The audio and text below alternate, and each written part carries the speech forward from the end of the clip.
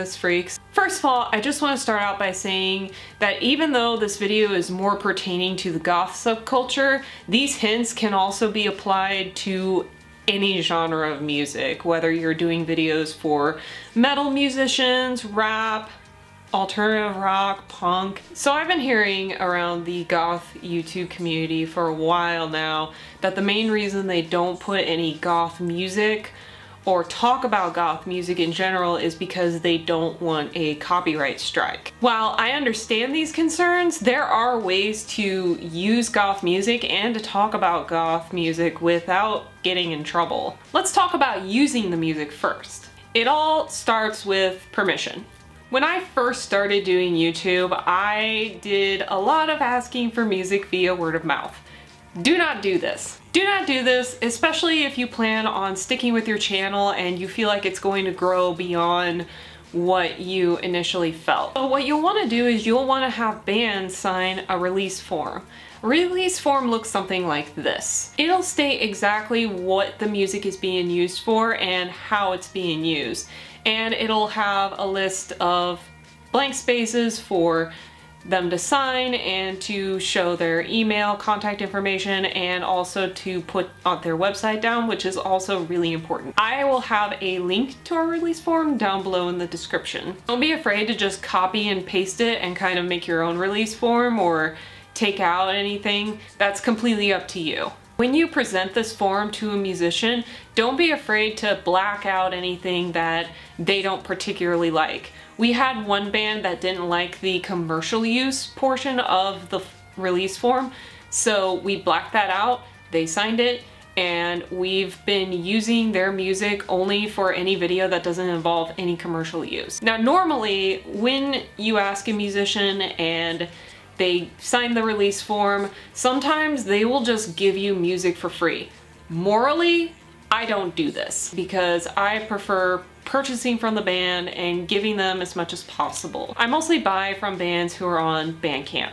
Bandcamp is one of the best places to buy from musicians because they earn a lot more money back. Obviously, you're not going to get The Cure's permission to put music in your videos anytime soon. However, the internet is full of possibilities, and not all of it is online either. Here are the top 3 ways to find musicians for your channel. Number 1, go to a concert! Obviously not talking about a venue that's gonna rip $50 out of your pocket.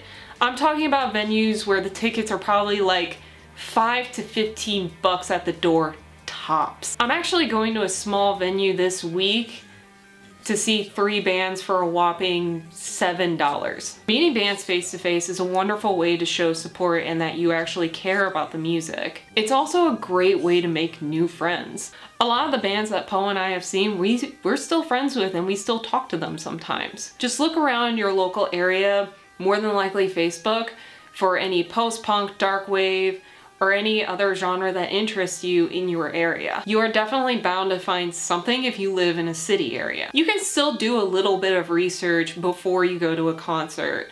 I've looked up all 3 of these bands that I'm going to see, and honestly, I haven't heard a single bad thing from any of them. I'm actually really excited to go. And no, this doesn't mean you're obligated to like every single band you go to see. Sometimes when you listen to bands on the internet, they don't really sound that great live. Sometimes when you listen to them on the internet, they don't really sound great, but then you go see them live and they actually sound a lot better. It really depends on the situation. If there's a band that you don't necessarily want to sign in for, you can still like them, keep an eye on them, follow them. I mean, every single little bit helps. And you never know how a band might evolve throughout time. Be respectful when you meet these bands. A lot of them are just good folks trying to make a living. And for God's sake, do not live stream the entire show.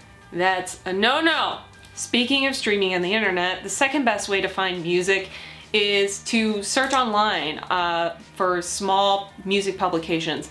The best ones for goth music I found so far are Communion After Dark and Obscura Undead. If you like something that a band's released, maybe do a little Google search and see how they're doing, how big they are. Are they incredibly famous, or do you think they need a boost up? If you feel like they need a little boost, it might be worth reaching out to them and saying, hey, Would it be okay if I use some of your music? And they may appreciate it. The third best way to find music is to ask friends or even your audience. Every now and then I'll just go on our Facebook page and say, hey, does anybody make music? And most of the time people pop up a whole bunch of bands. It really helps take the load off of doing research and having to go out and really find more bands, whereas a lot of people kind of just come to you and go, oh my god, I have a band, here you go. You can also ask your friends if maybe they've made stuff that fits. Now, you found your band and you got them to sign a release form.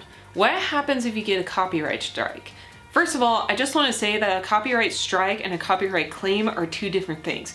Copyright strike is when you take something from somebody and you claim it as yours, and YouTube is like, no, that's not yours, and then you get a copyright strike, which I believe you get 3, and then if you get 3 strikes against you, then they'll either ban you off YouTube or do something worse. I don't even remember. Copyright claim is when YouTube will view your channel, notice that you've kind of put in that the music isn't yours, so they will reach out to the record company. The record company will then take the claim of money that you are making off of views instead of you, really. This is where the release form comes in handy, because you can just scan the release form, send it off to YouTube and tell them, hey, I asked for permission to use this music. Honesty, because a lot of these bands are really small time bands that we use, we hardly ever get the copyright claim. So far this year, we have gotten 1. Full discretion though, Two Broke Goths is still not monetized. We are in the process of, well, we're discussing it basically. We're not really sure what we want to do with it, but even when or if we decide to monetize, we're still kind of debating on whether or not disputing it would be worth it. Let's face it, a lot of these bands work really hard to earn that money, so I feel like sometimes I should give it to them. That, and I also have a job. It's not like I'm dying for YouTube money. I am the one who bought this couch with my own funds. YouTube didn't buy this, I bought this.